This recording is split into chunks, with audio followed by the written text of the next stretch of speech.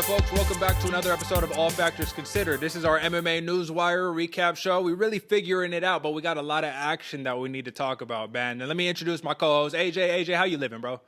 Hey, Derek, I'm living well, man. Thanks for having me on this new segment, bro. I'm excited to get it started with you. Yeah, right on, man. And listen, man, let's skip the nonsense. UFC 257, bro. You know what we need to recap first. We need to take our first segment, start it off, man. Let's assess the damage. Dustin Poirier, El Diamante, man, he knocks out Conor McGregor in 2 rounds. He beat up his leg. That's the talk of the town. And I really just want to know, first off, I got to give you your round of applause. You know it's going to be there. You were one of the few that picked the Dustin Poiriers of the world to beat Conor McGregor. My first question is, did you expect him to knock him out in 2? I don't remember when we were talking about it if you said it would go the distance or if it would go short, but did you expect it to happen like that? I expected it to go the distance, Derek, and I definitely did not expect Conor McGregor to go to sleep, man. I mean, those leg kicks are something else. And what kind of blew my mind was Nate Diaz, made a comment. He says, "I choose not to," or I believe it was somebody saying of this about Nate Diaz, that he chooses to not check leg kicks, which is absolutely insane, seeing how much damage it did to Conor McGregor, man. And a lot of the hype is, I guess, give me your take on it, Derek. Well, listen, man, I think that it was very, very impressive. And I want to just say, like, when we made our picks, right, I picked for McGregor, right, because in our first show of 2021, you picked Holloway, I picked Cater for my upset. It looked like I was just 2 weeks fucking, in the wrong direction, right, because Poirier was finally able to upset McGregor. But the stakes were a little bit different, man. I wasn't surprised by what I saw because I'm not going to lie to you. I think that if Poirier didn't pick apart McGregor's legs, it was going to be, I think it could have been a long night, man. McGregor, so here's the thing that I saw the most, right? Everyone's talking about the calf kick, southpaw stance. Yes, all right, cool. But Dustin Poirier, once he started beating up Conor's leg with about 40 seconds left in the first round, McGregor then, he started just barely missing these punches. They're whizzing by Poirier's head, right? Now, Poirier had great head movement and all of that, but what I noticed is that the lack of mobility with that leg, it took a little bit of distance off of his punches. So I think that if the leg wasn't compromised, Poirier, he's there to get hit. That's kind of what we know about him. And in that fight, he was there to get hit, but there was a couple of those missiles from Conor McGregor that just missed. And listen, man, props to El Diamante, man. Conor McGregor, if you don't want to check the kicks, man, that's your choice. He came in with a boxing heavy stance. That's kind of what happened. But in all honesty, is it the biggest surprise? I don't think to anybody, aside from the casual fans, I don't think this was a big surprise. I think where the surprise came from was a second round knockout. And if you were watching that ending sequence, right, Conor McGregor dipping, diving, dodging until finally he got caught by one he didn't see. And I want to ask this one before we move on to the next point, man. Conor McGregor, when he suffers a little bit of adversity, do you think he quit more than he wasn't able to actually continue? Do you think that, because he wasn't knocked out, he wasn't knocked unconscious, he just got caught by one and they called it off. Do you think when the times get tough, Conor McGregor tends to he tends to fold a little bit? Derek, you took the words right out of my mouth, man. That's what I was about to add in, because yeah, you're right. The leg kicks, the calf kicks took a little bit of that pop off, which is the intent. Take that little bit of that pop off that gives you that extra little bit of movement to get away from it. But what I really saw, and kind of what you're alluding to, is that heart of or that mind of Conor McGregor. I mean, we saw it in the Nurmagomedov fight. It wasn't under the neck. It was more so you saw him reach and then just tap instead of putting 2-on-1 like everybody trains to do. Well, you saw it again in the Dustin Poirier, like you alluded to. He didn't necessarily go to sleep, but he was out there, and kind of more so than him losing that little bit of step from the leg kicks, I think what it did was change his mentality and realize, I don't want to be here. Like, I'm good. I don't really want to be here. I'm going to take whatever easy paycheck I can and then keep it going. And, I mean, who knows if that's the case, but it did show a little bit of the heart of Conor McGregor. It was crazy to see. Listen, man, I don't want to speculate here because we'll get to it a little bit later in the show, man. I do think people are way overreacting to this loss. I think that, hey, great for Dustin Poirier, man. Like, this should be, hey, shout out Dustin Poirier, but instead it's, oh, look at Conor, which is not what we should be taking out of this. And, we have to talk about it because he is the biggest star of the sport, win or lose. But Justin Gaethje, he just gave an interview recently where he was saying after his loss to Khabib, where he said, he wouldn't let him him, he wouldn't tap, he wouldn't let him choke him out. Both of those things actually ended up happening. He said that Trevor Whitman said that he's going to have to take away Gaethje's silk sheets because that's what happens, man. You get a little success, you get a little bit of money, you win them silk sheets, you don't got that same edge, you don't got that same dog in you. But listen, man, we'll talk about that a little bit later.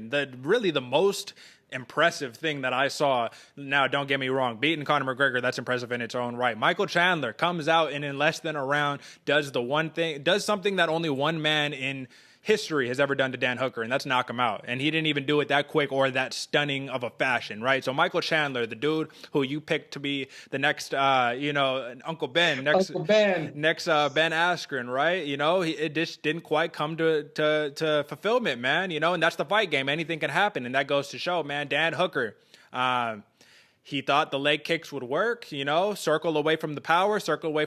But guess what? When you're so focused on the power hand, on that right hand, you forget that left hand exists. And that's exactly what he got caught with. And you called it out. We was talking a little bit after the fight and you said that exactly. You're like, dude was too focused on the right, got caught with the left. Do you think Michael Chandler, and first big ups to Michael Chandler, shout out, but do you think Michael Chandler can have this same type of success in the top 5 of the lightweight division over a course of 5 rounds? It's really, it's amazing to see someone get knocked out in just a couple minutes, but we didn't really see much. So what do you think? What are your thoughts? Well, first off, Derek, I got to eat my words because that was actually very impressive of Michael Chandler. And like I said, I expect him to be the next Funky Ben. Well, what we saw going 5 rounds, I think the answer is coming from Michael Chandler himself. And he says that, I'm not here for a long time. I'm here for a fun time. And really, that's what it is. He's there to explode. He's there to make a scene. He's there for the money. And, he's made that pretty blatantly obvious. And I'm excited to see him do that again. Now, the question is, can his next opponent drag him into the deep water? Because we all know his plan. Distract you with the right now, drop you with the left, or any means. Michael Chandler, look back on his Bellator career.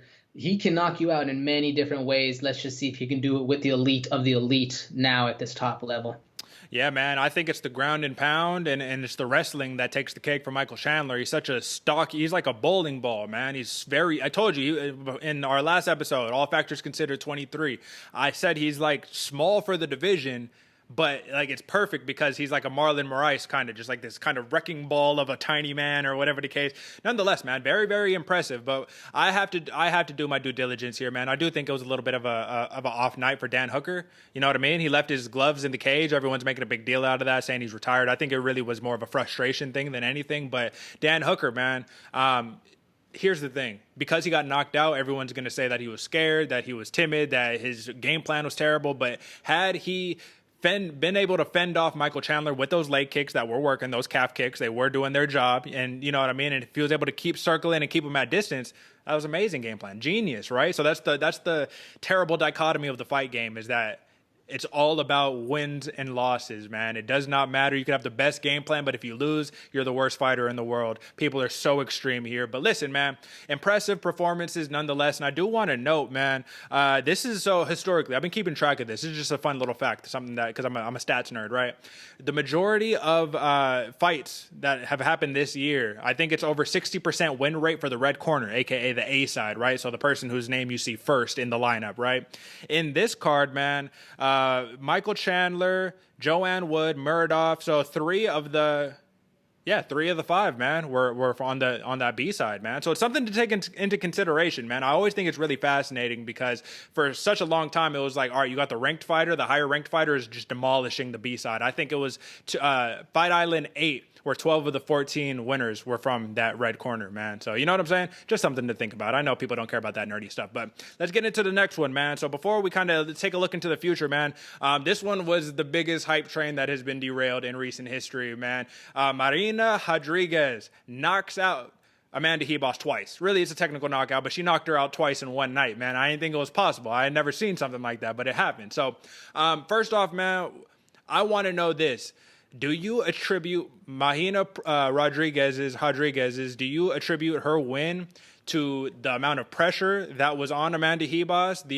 All the spotlight was on Ribas. It's like we barely mentioned, Rodriguez. Now we talked about how her striking was dangerous. But one of the things that was really telling is after the fight in her post, fight conference, Rodriguez had said that you know what? This is really actually easy for me, man. Like, nobody was talking about me. Everyone, all the pressure was on her, man. I just came in and did my job. Like, it was easy. But I don't think that Rodriguez had that great of a performance overall. What are your takeaways from that fight? I actually agree. I don't think much stress was on her before the fight, and that kind of, when you can walk in there and you think you have nothing to lose and you have everything to gain, it makes it a little easier. You know what I'm saying? But the fact that I don't think it was that impressive. I think a lot of the heat was in Ribas's head, and she really came forward, hands down, swinging for the fences, chin high. And we saw, I mean, anytime you get hit and your legs are stiff but your face hits the ground, like it's a good hit. She connected well.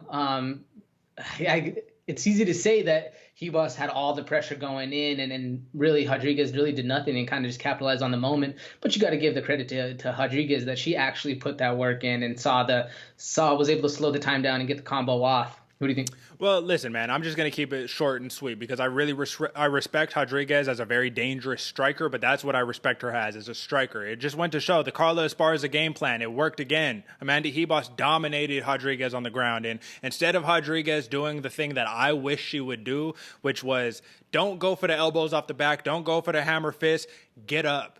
Fight to get to the cage and then try to, like, you know what I'm saying, like, get up, right? And easier said than done when you're in there, when you're actually making it happen. But that's going to be the downfall, because in the case where she doesn't keep the fight standing, you know what I mean? She already got two draws on her record and a couple losses, man, some split decisions and all that.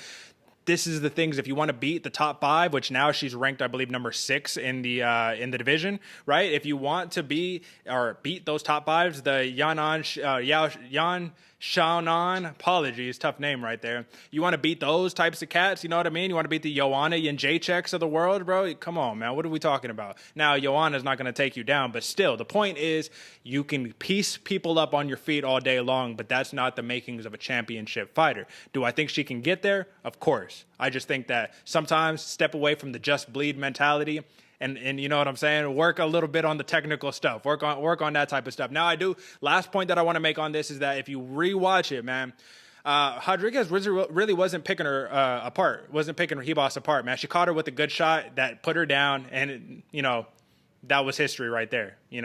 So it's the fight game, man. It's really all I got to say. It's the frustrating part about it because Ribas, man, like, I think she's going to take a big blow from this loss. I think people are going to have a lot of things to say, but in the fight game, sometimes you just get caught and you come back, and you don't necessarily take too much away from the performance. But I'm gonna leave that at that, man. You know what I'm saying? That was our revisionist history. That's assessing the damage. Let's take a look forward, man. Let's keep it pushing for a moment, man. Let's do a little bit of matchmaking. Let's start off with the Amanda Ribases and the Marina Rodriguez. Who is someone that you would respectively like to see those two fighters face off against next? Amanda Ribas, Marina Rodriguez. They're fighting at the 115, if I'm not mistaken, correct? Yep. Strawweight division. Yep. Strawweight division. Man, give me a second on that one. Give me yours. I don't have to think on it real quick. Yeah, well, let me give you mine. So Marina Rodriguez, she just moved up to 6, right? And that's the interesting part for me. That's the one where it's like, all right, well, you was ranked 8. You beat a 10th ranked fighter, and you moved up 2 spots. That doesn't really make too much sense to me. I'm not going to lie to you, but I think a really interesting matchup for Marina Rodriguez is, let me pull this one up, man. I think she's going to have to take a step back, man. Now, don't get me wrong. Can she beat people in the top 5? Maybe, possibly. It's something that we need to take into consideration. But can she beat the top 15? Sure. How about Angela Hill is looking for a fight, man? Angela Hill could scrap. Right? Tisha Torres, I believe she had to pull out of Angela Hill's last bout. And Angela Hill just posted something today on Instagram talking about, I can't believe it's, January X, Y, and Z, and I still don't have a fight. Marina Rodriguez versus Angela Hill. Now, the rankings aren't going to be comparable necessarily because Angela Hill's ranked number 12. But tell me you wouldn't love to see that scrap. Tell me Angela Hill isn't massively underrated as a strawweight contender. Oh, yeah. Angela Hill's massively overrated. I guarantee she's ranked 12. Underrated, not overrated. Yeah, underrated. She's in ranked number 12. She definitely at least number 10, if not in the top 5.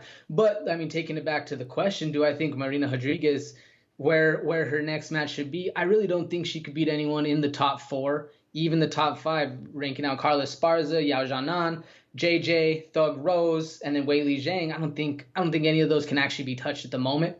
Who I would like to see her fight, if she can go up, the only one I would like to see her fight going up would be Tatiana Suarez. That would be a really good fight, standing up and banging as well as they can both take it to the ground. But I think you're right there, Derek. I do think that she needs to jump down a little bit, jump down in the rankings, but necessarily kind of jump up in crowd notoriety with taking on someone like Mackenzie Dern. Show us that she's down to not fight on her back and actually take it to a grappler like Mackenzie Dern, or put her hands on Angela Hill. That would be an amazing fight, like you said. Well, the one that I wrote about this, right? So, folks, go check it out. After further consideration, our stock report, UFC 257, that's already out on the website. All factors considered. Definitely check that one out. But I had wrote about Marina Rodriguez that I would like to see her fight Michelle Waterson, simply because that's who Amanda Ribas was supposed to fight before all those fights fell through, right? So it's like, all right, Angela Hill is not quite on that same level necessarily in terms of like notoriety and name and all that stuff, man. But either one of those would be good scraps, man. So let's move on to the most important matchmaking of the day, which is the lightweight division, man. Where does the lightweight division go, man? Dustin Poirier, he's ranked number 1 in the world, and we need to find out who's the champion. In my rankings, in my own rankings, which you can also go check out at the website, allfactorsconsidered.com, I have it vacant, man. There is no champion right now. That doesn't exist right now. But I do have Poirier at 1, Gaethje at 2, Oliveira, just the kind of standard what we normally have, right? Who does Dustin Poirier fight for the title? Not just like what the UFC wants. Who do you want to see? Who do you think that Dustin Poirier should fight for the title? It's this 155-pound class, like you said, is championship list. I mean, Dana White's been kind of dragging his toes, but we all know. I mean, Khabib said it. He's not coming back unless it's for GSP or somebody super incredible. But I mean, who do I want to see Diamond fight? Man, it's gonna sound left field to you, Derek. It's kind of sound even left field when I say it, man. But I would love to see him and El Cucuy go at it. Interesting. I think that would just be a dog of a fight. They would be insane. Now that's saying El Cucuy of the yesteryear shows up, not necessarily the one that we saw get beat up by Charlie Olives. Now Charlie Olives, I still think he needs to fight Dustin for the championship. I don't know if that's deserved, but I definitely think it could be if he walks through Justin Gaethje. What do you think? Well, it's the context, man. Because if you're just looking at records, there's a lot of people who can deserve it, right? But knowing that pretty much Poirier, he got the interim belt, right? And then he actually got the real deal chance against Khabib, lost, right? Justin Gaethje got the real deal chance against Khabib, lost, right? So it's like, all right, two dudes who already had their championship, you know what I'm saying, shots. Poirier, he regained his by beating Conor McGregor, which is, I mean, kind of neither here nor there. Dude hasn't really been competing too much, but he's a big star. So literally, I think Charlie Olives, man, Charles Oliveira and his 8-fight win streak is very, very deserving, especially what he just did to Tony Ferguson. I think that makes the most sense. I think to the hardcore fan, that is the fight that needs to be made. If we're talking about dollars, obviously Michael Chandler, Dustin Poirier. If we're talking about what I personally want, you know what is an interesting fight to me, man, and this is my like dream list of like I would really love to see this one day in the near future for a title shot, just because of how I grew up, and that's RDA versus Dustin Poirier, man. Those contrasts of styles, man, the wrestling of RDA, the clinch work of RDA and of Poirier. We saw Poirier was comfortable taking McGregor to the clinch, kind of, duking it out there. RDA is a dangerous guy. We just saw what he did. I mean, he fought Paul Felder on 5-day notice or something crazy like that. But we saw RDA is no slouch, man, and making that run back in 155, dude is motivated, and it's now or never for RDA. So listen, he's ranked at number 7, man. It's not impossible. The only people in front of him, McGregor, Ferguson, Chandler, Oliveira, Gaethje, Poirier. It's not impossible. Never say never. Someone falls out, someone quick replacement. RDA is there to save the day. It'll be very interesting to see, man. So that's a little bit of looking ahead, man. I don't want to talk about Conor McGregor, and the reason why is because, like I said, I felt it's necessary to start off with that because he's the star of the UFC, and all of this kind of like caters around him. But in terms of like respect of the sport that we love, so much and we cherish so dearly, Conor McGregor, while he put it on the map, is now kind of taking steps away. If he gets another championship shot, it's like, rankings mean nothing then, right? Wins and losses mean nothing then. Just because you could generate a big pay-per-view doesn't mean you deserve a title shot, because if the title is meaningless, then we might as well be watching boxing, right? Where you got a million different championships. So that's my small rant on that, man. Let's take our matchmaking hats off for a second, man. And let's take a listen, man. Let's put our ear to the streets, man. The word on the street. UFC's Raquel Pennington gets a 6-month substance ban from a USADA violation, man. So first off, Raquel Pennington, man, I believe she's like in the top 6, top 7 of the UFC's women's bantamweight division right now. And according to the USADA release, Pennington informed UFC's anti-doping partner on November 17th that she had used 2 prohibited drugs, 7-keto, DHEA, and AOD 9064. USADA tested Pennington, and the results were consistent with her declared use of 7-keto, DHEA, the release said. So 6-month suspension, retroactive to that day, and she'll be eligible to fight in May 17th. So she's going to be on the shelf for just a couple of months, man. It's not the worst thing in the world, but my question to you is this. Her reason for all of this happening is that she realized a potential mistake and she wanted to do the right thing by turning herself in.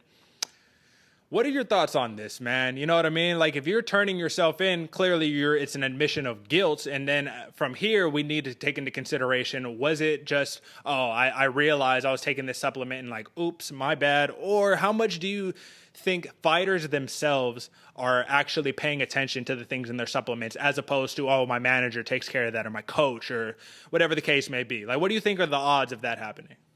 I mean, I think the question goes down to why. Like, why did she come forward, like you're asking? And I think a lot of what makes sense to me is that she wasn't paying attention to the supplements she was taking. She was taking the stuff and then just happened to be like a fighter friend, or who knows how it actually came to be. She noticed it. Because if you look at what 7-keto, DHEA, and AOD 9064 are, they're both meant for weight loss. Now, AOD 9064 is what's called a modified fragment of human growth hormone, but it's still a modified fragment, so you can see why it's banned. I mean, ideally, you look on the internet, you look everywhere, these are more so for weight loss intended and building lean muscle. So, I mean, they're available for all of us to take. No reason why somebody else shouldn't take it, except if you're in competition. So you're a professional fighter. Yeah. Unless you're beating somebody up in a cage, you probably shouldn't be doing that. Now, why did she do it? I think a lot of it does come into the fact that it was just kind of negligent and she needed to get a clear heart. Because we do know, I mean, you're not going in there with ill intent. You're not going to be telling anybody, a la TJ Dillashaw. But if you go in there and you kind of see it and you have a little guilty heart, I can see why you'd come forward and tell everybody. What do you think? Here's the problem, man.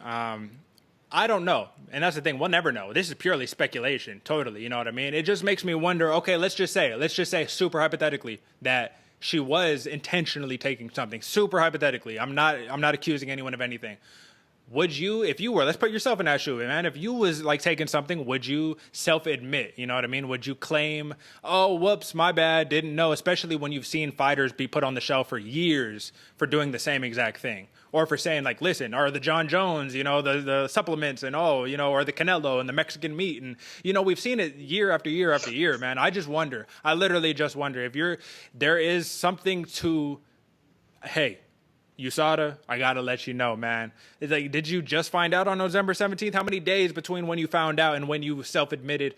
Things to take into consideration, man. I do really like Raquel Pennington as a fighter, and she was ranked number 4 in the women's bantamweight rankings. And here's the consequence that comes with, what the supplement issue is that let's say Amanda Nunes was ready to defend this belt in the next couple months, which we know she is against Megan Anderson. Maybe she knocks Megan Anderson out and won untouched, and she's ready to go again, defend that bantamweight belt again. All right, well, Holly Holm and Aspen Ladd are the only people in front of you, so you might miss out on a potential championship opportunity, man. You never know with the UFC. Things change very, very quickly, so just wanted to take that into consideration. Now, this is probably my favorite article of the week so far, man. The Just Bleed God himself, man, Mario Yamasaki, plans to return to MMA refereeing this year. So last time that he officiated a bout was in February 3rd of 2018 in Brazil, right?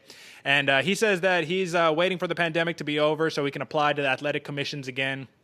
He's going to sign up for some online judging courses. You know what I mean? Yamasaki, OG of the game, is going to need some of that stuff. But he says he's probably not going to be refereeing for the UFC, but maybe Bellator, PFL, Shuto, other promotions. Listen, man, I want to know, because this is just funny, right? For the people who know Mario Yamasaki, and I just want to let them go out on their shields and be a warrior and all that, right? I just want to know personally, if you as a fighter, is that something you encourage? There's a lot of people who are saying, listen, man, I know what I signed up for. Let me go out on my shield. Mike Swick and Uriah Hall are 2 fighters that tell the officiators or officiating judges or referees, he lets them know in advance before every single one of their fights, and they would say, hey, man, don't stop this fight. Like, let me go out, let me get knocked out, whatever the case may be. Do you think that it's better or worse for fighters overall to have referees like a Mario Yamasaki or even like a Herb Dean who botched his, stoppage for Amanda Ribas and Marina Rodriguez? What do you think?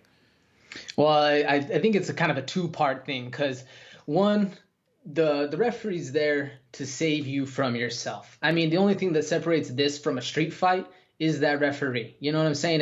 If we just lock two dudes in a cage and they go at it, what's to stop anyone else from killing the other person? True. Now, that being said, I think if you are of sound mind and judgment and you tell the referee before, let me go out on my shield, then at the end of the day, you're a human being. You get to choose that as your course of action. No one to stop you. Now, those both are factors into the game, and I think as a fighter you need to take those into consideration. But what I think is the most egregious thing that I almost said Herb Dean, that Mario Yamasaki actually does is steal money from fighters. Not necessarily by letting them get their ass kicked, not necessarily by watching if they bleed, they bleed.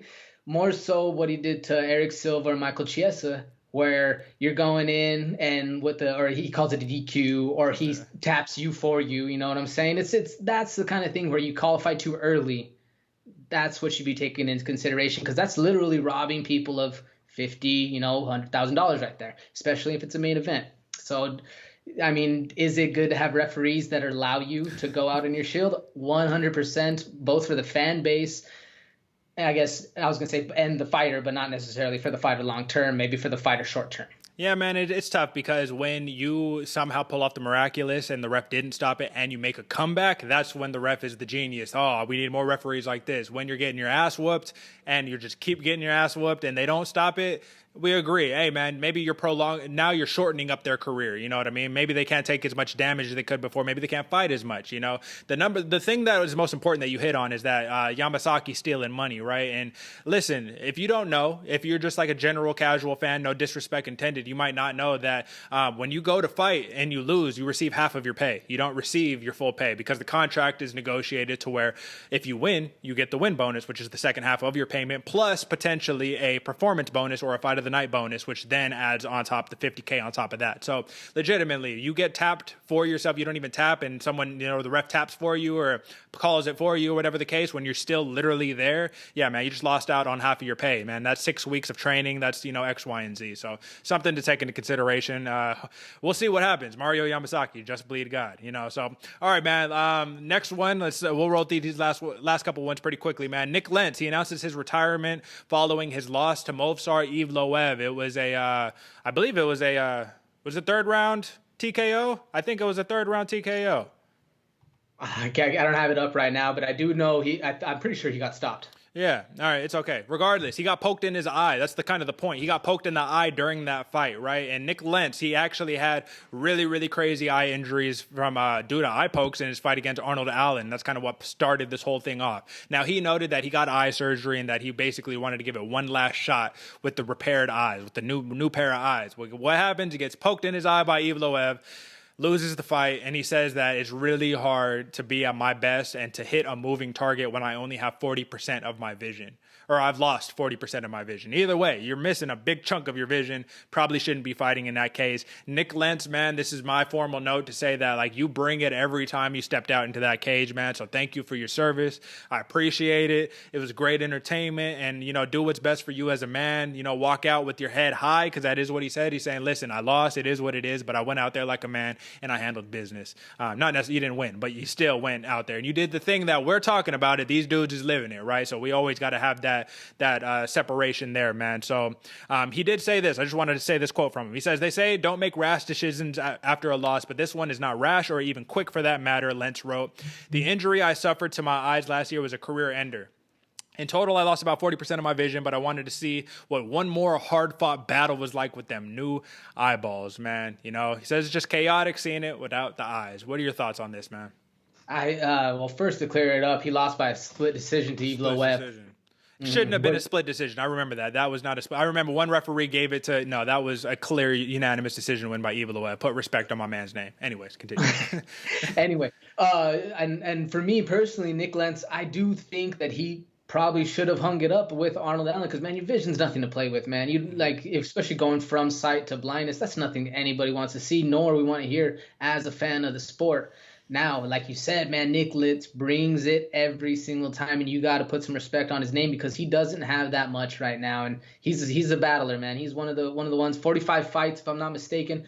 He's an absolute animal, bro. Nik Lentz is a savage and should be respected as a savage. And like you said, thank you for your effort, man. And I gotta respect it. Yep. Gotta respect it. Exactly, man. So listen, we'll get to the last one. You know what I mean? And this, I saved this for last just because I might go off, AJ. You might have to stop me. I might go crazy here. I'm serious because, listen, I'm just going to read the headline on ESPN.com.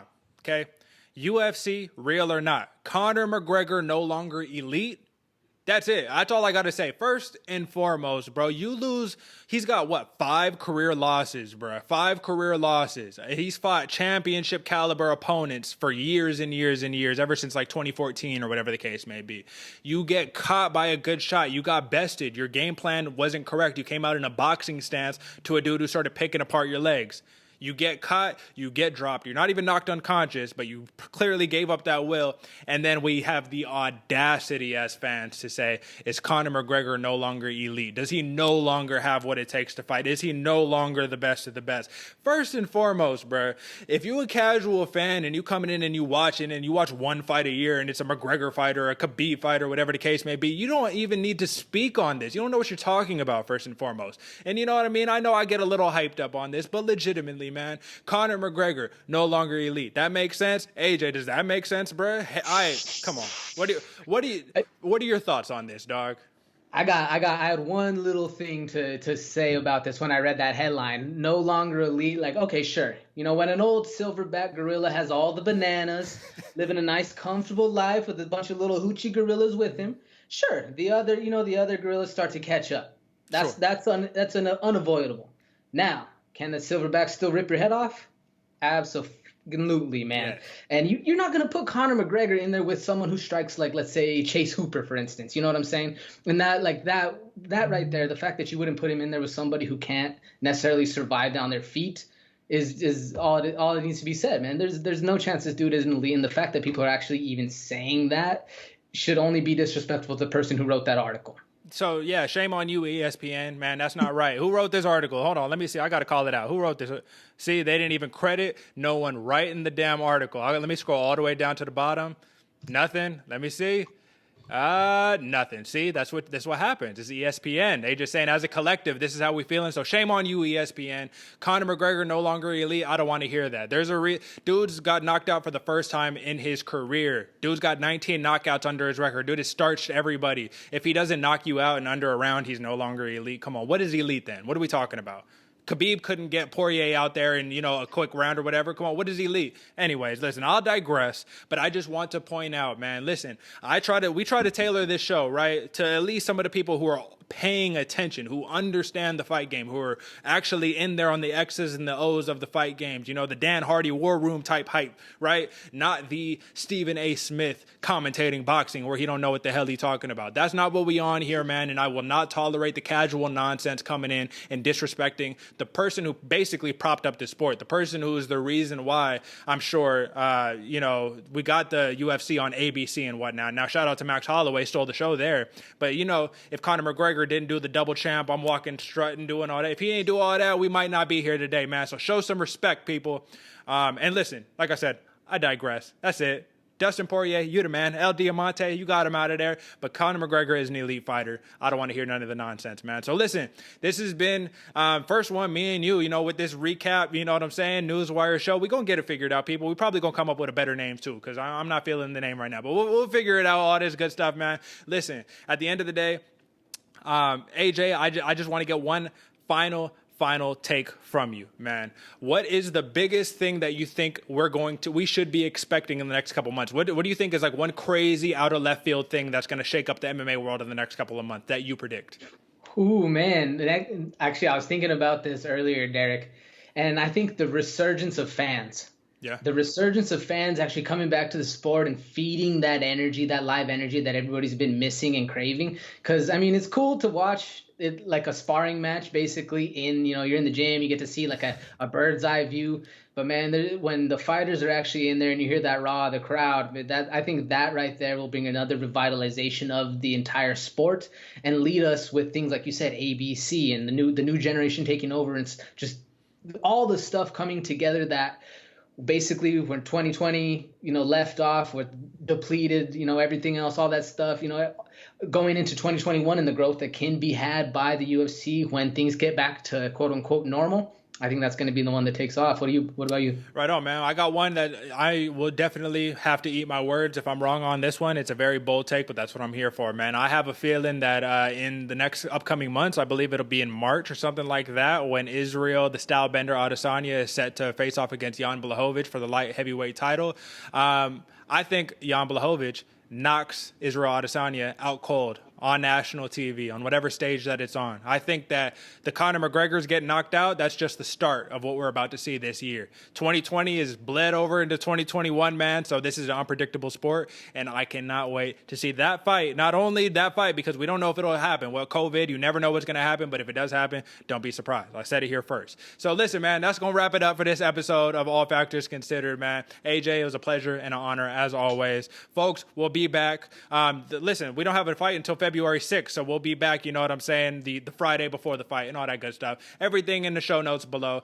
Go give us a follow on Instagram at All Factors Considered or on Twitter at AFC Fight Talk, but most importantly, head over to allfactorsconsidered.com. Type it out, www.allfactorsconsidered.com, where you could find our pick'em records, you could find rankings, you could find articles, UFC stock report for 257. Listen, the whole shebang. All right, folks, until next time.